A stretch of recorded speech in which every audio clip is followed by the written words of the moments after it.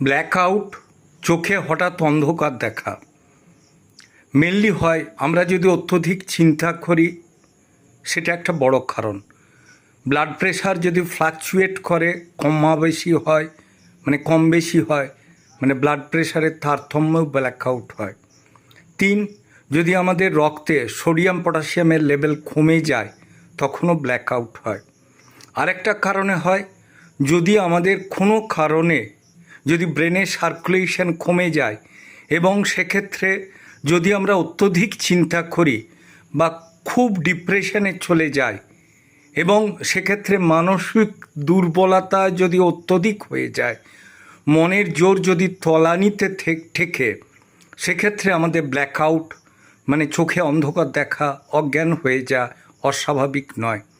ঠিকমতো ডাক্তার দেখিয়ে সুচিকিৎসা করে এগুলো কিন্তু সারা